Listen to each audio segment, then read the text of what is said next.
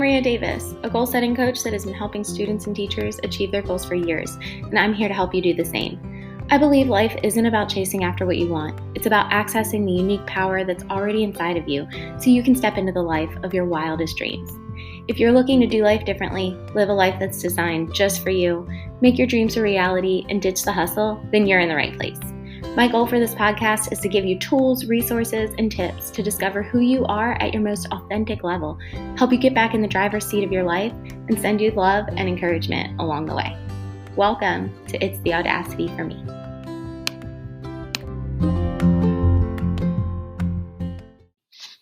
Hello, and welcome back to It's the Audacity for Me. We are on episode 4. I am your host, Rhea Davis, and this week we are going to talk all about canceling hustle culture.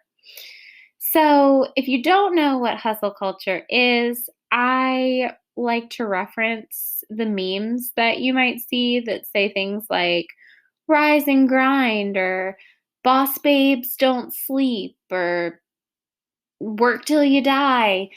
I don't know, things like that. And it's just a super toxic mentality to have. And I want to break down why, because I think a lot of us feel guilty if we're not in this work mode 24/7, or if we're not waking up at 4 a.m. and staying up working until midnight. It's just unrealistic. It's toxic, and it's unhealthy. So let's jump on in.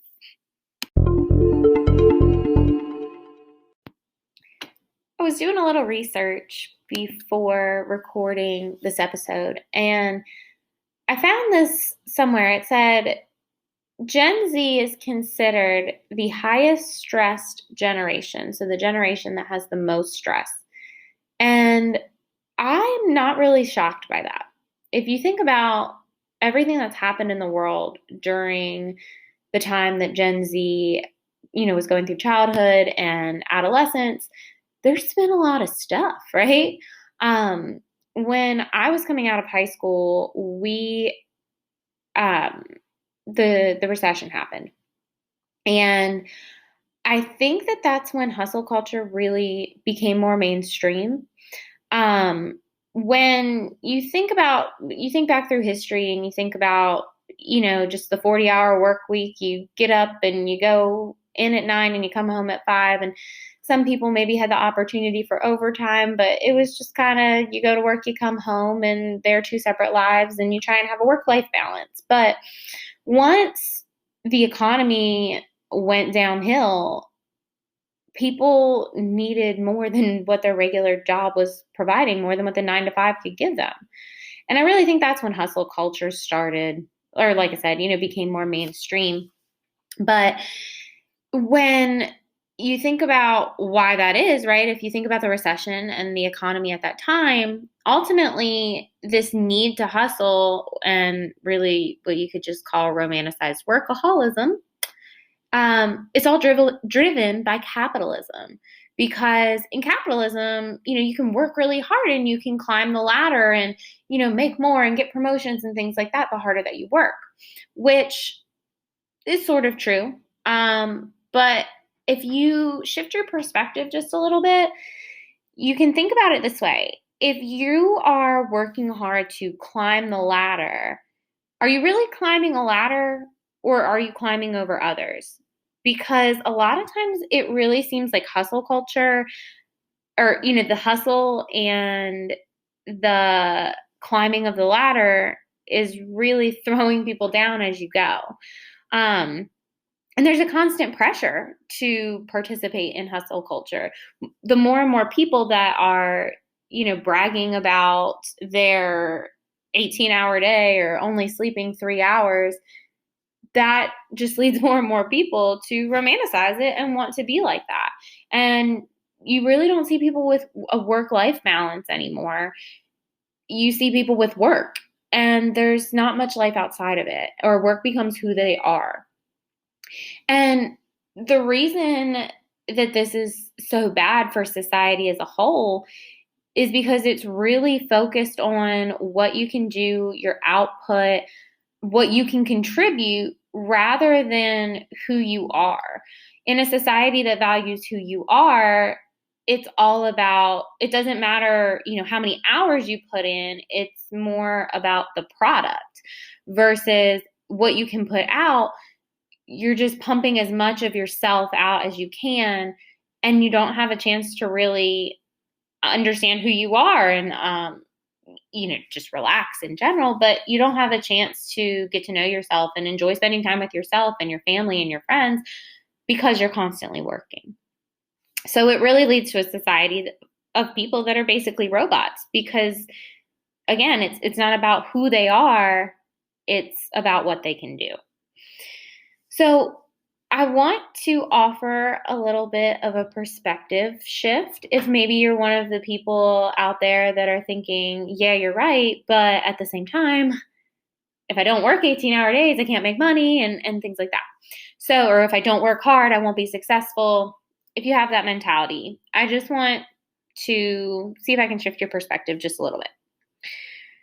So when you see these hustle culture memes or, whatever, it's always rest is for the weak or, just sleeping and resting and relaxing is not something that you're going to be participating in if you are in hustle culture, right? So if rest was only for the weak or the unmotivated or the lazy, then why do you see billionaires who go on vacation? Think about that for a second. Now, in thinking about that, you may come up with the idea that they worked really hard to get the money that they have, and then now they can relax and enjoy it, which I think really is the ultimate goal of hustle culture, but people lose sight of that end goal.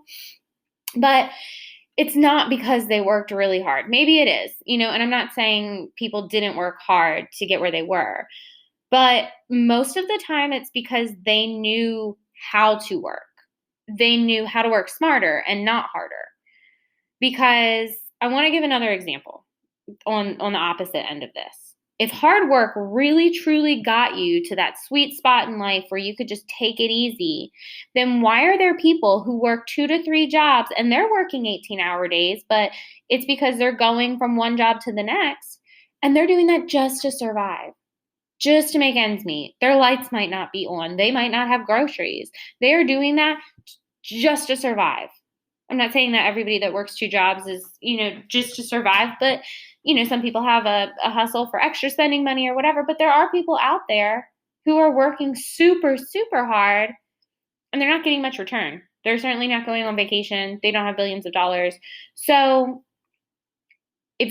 going back to my original, what we were talking about here, your belief around money and around hard work, that proves right there, hard work doesn't necessarily get you to that sweet spot. It doesn't necessarily get you a mansion or billions of dollars or whatever.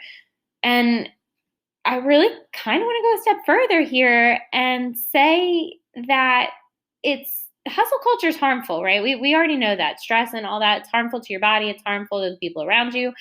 But really, it hurts marginalized communities. When a society operates out of hustle culture and, ultimately driven by capitalism, you might not think that the girl boss mentality is hurting anyone, but marginalized people or marginalized groups of people don't have the luxury to grind out a new business, to put 18 hours a day into whatever hustle it is, because they're in a job. They're in 2, maybe 3 jobs. And they might be minimum wage jobs, but they can't just leave that to go to another job because if you're living paycheck to paycheck, you can't skip any time